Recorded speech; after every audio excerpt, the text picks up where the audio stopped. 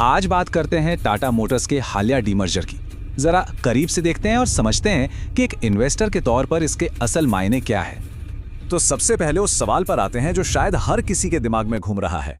Demerger के ठीक बाद टाटा मोटर्स का स्टॉक धड़ाम से लगभग 40% नीचे आ गया। अब ये सुनने में तो सच कहूं काफी डरावना लगता है ना? लेकिन सवाल ये है कि क्या ये वाकई में एक बड़ा नुकसान है? देखिए, आसान भाषा में कहूं तो ये कोई घाटा नहीं है, ये बस एक तरह का एडजस्टमेंट है, एक हिसाब किताब का फेरबदल। चलिए इसको थोड़ा और आसान बनाते हैं और समझते हैं कि आखिर पर्दे के पीछे हुआ क्या है। तो आज हम क्या क्या समझने वाले हैं।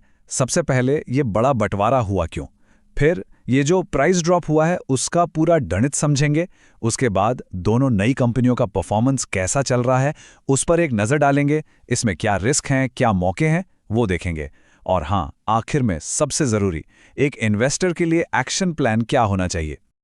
चलिए तो शुरू करते हैं पहले पॉइंट से, ये बड़ा बंटवारा। आखिर इस डीमर्जर के पीछे की वजह, इसका क्यों क्या है?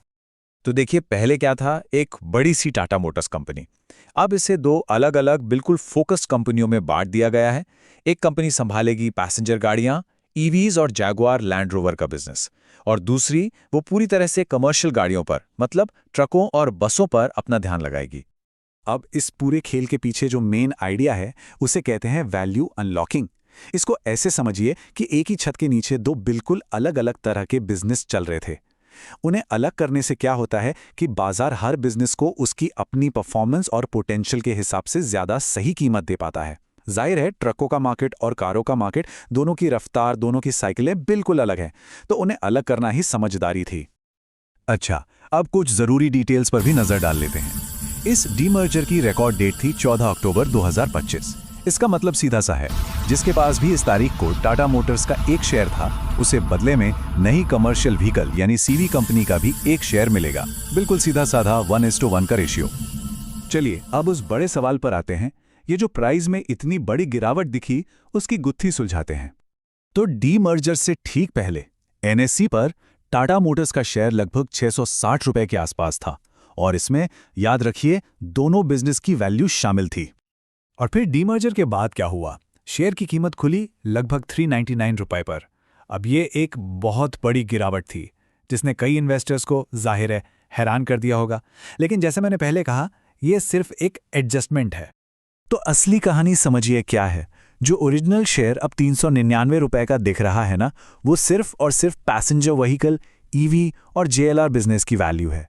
कमर्शियल व्हीकल बिजनेस का जो हिस्सा है, उसका नया शेयर वो 30 से 45 दिनों के अंदर डीमैट अकाउंट में क्रेडिट हो जाएगा। मतलब कुल मिलाकर देखें तो इन्वेस्टमेंट की वैल्यू थ्योरेटिकली वही है, बस अब वो दो टुकड़ों में बट गई है। ठीक है, अब तीसरे हिस्से पर आते हैं। ये तो हो गई बंटवारे की बात। अब देखते हैं कि ये जो अलग हुई कंपनियां हैं वो परफॉर्म कैसा कर रही हैं, खासकर जो पहली तिमाही के नतीजे आए हैं उनके हिसाब से। तो फाइनेंशियल ईयर 26 की पहली तिमाही ये इन अलग हुई कंपनियों के लिए एक तरह से पहला बड़ा टेस्ट था, और नतीजों को देखकर लगता है कि आगे कुछ चुनौतियां तो हैं।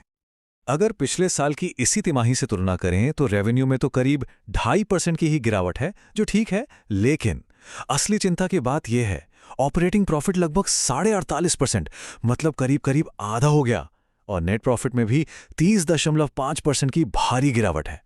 ये नंबर वाकई में बड़े हैं। और यहां पर दोनों बिजनेस के बीच का फर्क बिल्कुल साफ दिखता है। एक तरफ कमर्शियल व्हीकल बिजनेस का ईबिट मार्जिन है 12.2%, जो काफी मजबूत है। वहीं दूसरी तरफ पैसेंजर व्हीकल, ईवी और जेएलआर बिजनेस का ईबिट मार्जिन यानी ब्याज और टैक्स से पहले की कमाई, वो सिर्फ 4% के आसपास है। ये साफ दिखाता है कि इस वाले बिजनेस पर दबाव बहुत ज्यादा है। तो इस पहली तिमाही से टेक अवे क्या है? पहली बात, टैरिफ और ग्लोबल मैक्रो इकोनॉमिक की जो मुश्किलें हैं वो बड़ी चुनौतियां हैं। दूसरी, गाड़ियों की बिक्री की रफ्तार भी धीमी पड़ी है।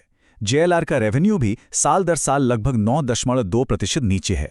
हाँ, मैनेजमेंट को उम्मीद जरूर है कि साल के दूसरे हिस्से में, खासकर फेस्टिवल सीजन में, एक रिकवरी देखने को मिलेगी। चलिए अब अपने चौथे हिस्से पर चलते हैं। अभी के परफॉर्मेंस से थोड़ा आगे देखते हैं और लंबी अवधि में एक इन्वेस्टर के लिए क्या रिस्क है और क्या मौके, उसे समझते हैं। तो मौकों की बात करें तो अब दोनों बिजनेस के पास एकदम फोकस्ड मॉडल्स हैं। पैसेंजर व्हीकल बिजनेस अब प्रीमियम सेगमेंट और ईवी पर पूरा ध्यान दे सकता है, और सीवी बिजनेस इंफ्रास्ट्रक्चर की ग्रोथ पर। इससे बाजार दोनों को सही वैल्यू दे पाएगा। लेकिन सिक्के का दूसरा पहलू भी है, रिस्क। पीवी बिजनेस जेएलआर के टर्नअराउंड पर बहुत ज्यादा निर्भर है और सीवी बिजनेस तो इकोनॉमी के साइकिल के साथ ऊपर नीचे होता ही है। और अब आते हैं सबसे जरूरी हिस्से पर, इन्वेस्टर एक्शन प्लान। इस पूरी जानकारी के बाद सवाल उठता है कि अब किया क्या जाए, एक इन्वेस्टर को क्या कदम उठाने चाहिए। हमने इसे 3 तरह के इन्वेस्टर्स के हिसाब से बांटा है। पहले लॉन्ग टर्म इन्वेस्टर जो 5 से 10 साल का नजरिया रखते हैं। दूसरे शॉर्ट या मीडियम टर्म इन्वेस्टर मतलब 1 से 3 साल वाले। और तीसरे वो जो ज्यादा रिस्क लेना पसंद नहीं करते, यानी रिस्क अवर्स इन्वेस्टर। तो देखिए, जो लॉन्ग टर्म इन्वेस्टर हैं उनके लिए सलाह है कि अपने शेयरों को होल्ड करें। क्यों? क्योंकि दोनों ही बिजनेस में लंबी अवधि में ग्रोथ की अच्छी संभावनाएं हैं। जो शॉर्ट या मीडियम टर्म वाले हैं उन्हें थोड़ा सावधान रहने की जरूरत है। मार्जिन में सुधार और बिक्री बढ़ने का इंतजार करना उनके लिए एक बेहतर स्ट्रैटेजी हो सकती है। और जो रिस्क से बचना चाहते हैं वो चाहें तो अपनी होल्डिंग कम करने के बारे में सोच सकते हैं, कम से कम तब तक जब तक सीवी कंपनी लिस्ट न हो जाए और नंबर सुधरने ना लगें। तो बॉटम लाइन क्या है?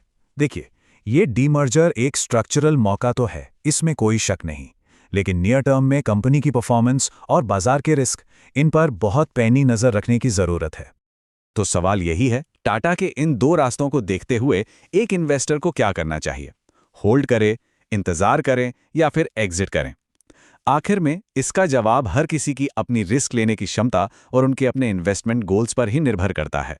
उम्मीद है इस पूरी चर्चा से एक सही फैसला लेने में मदद जरूर मिली हो।